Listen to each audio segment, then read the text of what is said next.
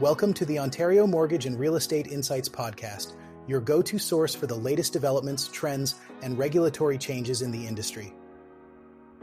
I'm your host, Steve Hamoan, here to provide you with insights sourced from reputable news outlets to help you stay informed and make well-informed decisions.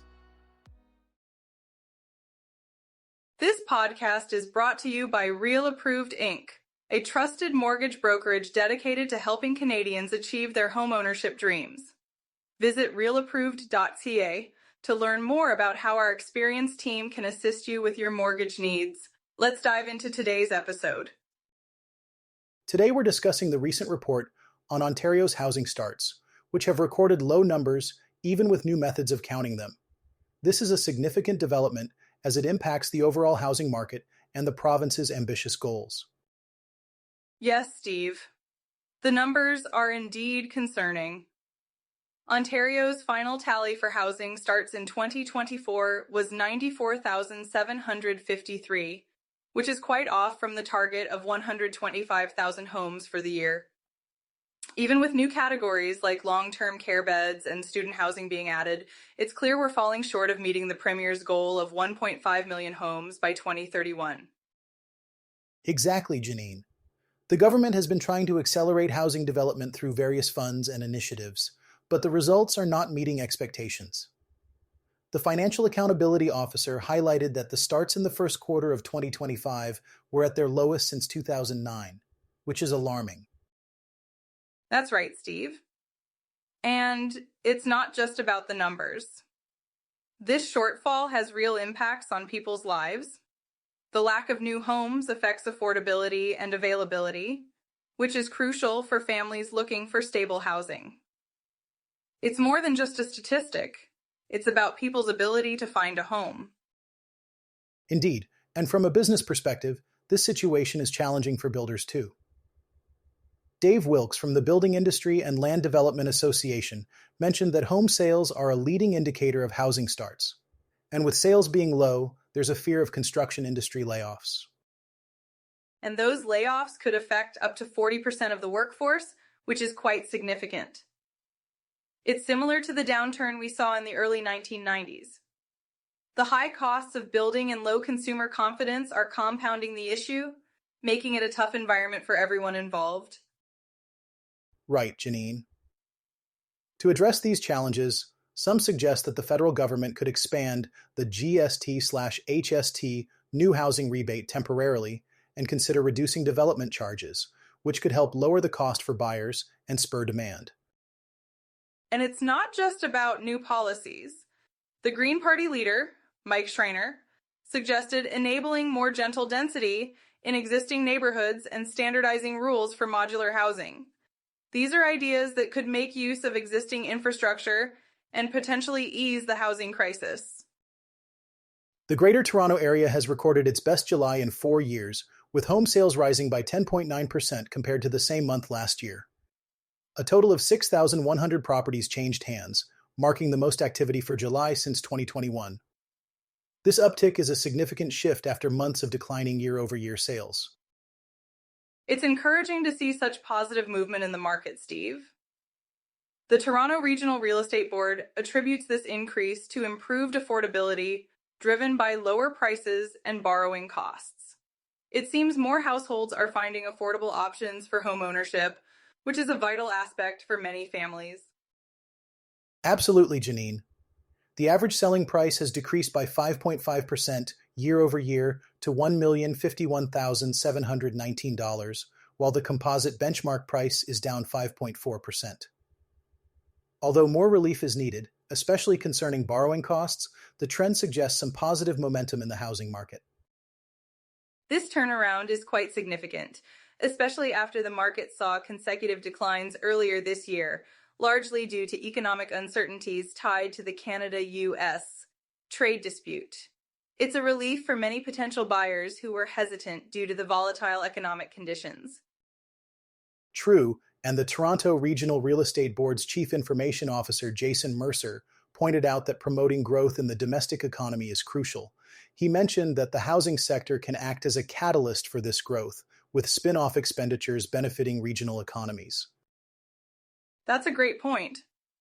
In addition, further interest rate cuts could further boost home sales, leading to more economic activity and job growth.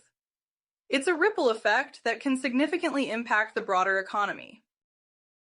The Bank of Canada has kept its policy rate unchanged at 2.75% for the third time, but there's a possibility of future cuts as U.S. tariffs remain a concern. Meanwhile, the number of new listings in the Greater Toronto Area also increased by 5.7% from last year, with active listings up by 26.2%. And within Toronto itself, sales rose by 11% compared to last July, while the rest of the Greater Toronto Area saw a 10.9% increase. Particularly notable is the 25.5% rise in semi-detached home sales, followed by an 11.3% increase in detached houses. It's interesting to see all property types experiencing growth, with townhouses up by 7.9% and condo sales increasing by 5.8%. These figures indicate a broad-based recovery in the market, which is promising for both buyers and sellers. Indeed, Steve. It's heartening to see these positive trends as they suggest a more balanced market. While challenges remain, especially with borrowing costs and economic uncertainties, this July's performance offers a glimmer of hope for the housing sector. In our final segment today, we're diving into Canada's bond market, which has shown surprising resilience amidst ongoing inflation pressures and global uncertainties.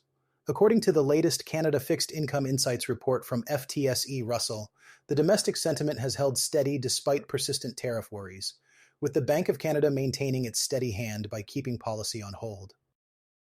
That's interesting, Steve. It's reassuring to see that despite the challenges, Canada's economic activity has remained resilient. The report highlights that both business and consumer confidence have withstood the uncertainty caused by tariffs.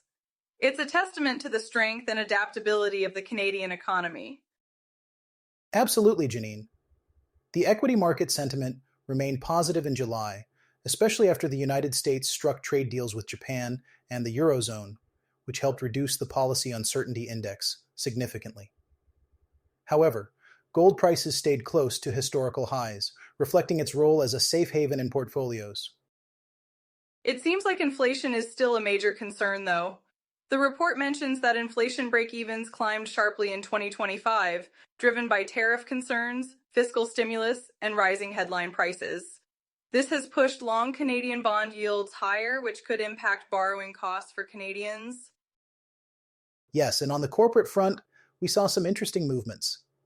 Spreads among Canadian investment-grade issuers tightened significantly, especially for AAA and AA credits. However, there's still room for further tightening among A and BB-rated issuers. High-yield markets also showed strength, benefiting from protection amid rising rates, with notable performance from the energy sector. The resilience of the high-yield markets is definitely noteworthy. And in the green bond space, sovereign and corporate issuance held steady, with a heavy currency exposure towards the euro. This is largely due to the predominance of European issuance and limited U.S. sovereign green activity. Exactly, Janine. When it comes to bond returns, both investment-grade and high-yield credits managed to weather tariff-related volatility. They were buoyed by a risk-on equity rally, which saw leadership shift toward emerging markets and Europe. However, Canadian corporate bond returns were modest in July, with slight underperformance by municipals and provincials. Year-to-date, corporate returns are around 2 to 3%, lagging behind Europe's robust 9 to 10% gains. It sounds like there's a lot going on in the bond market, and while there are challenges, there are also opportunities. It's crucial for investors to stay informed and consider these dynamics when making decisions. Absolutely, Janine. And with that, we've covered all our topics for today. Thanks for tuning in to another episode of the Ontario Mortgage and Real Estate Insights podcast. We hope you found today's insights valuable as you navigate the world of mortgages and real estate. Before you go, a quick reminder, Real Approved is here to make your mortgage journey smoother. Whether you're buying your first home or refinancing, their experienced team is ready to guide you with personalized support every step of the way. Visit realapproved.k to get started and take the next step toward achieving your home ownership goals. Catch you next time and stay informed with the latest industry insights.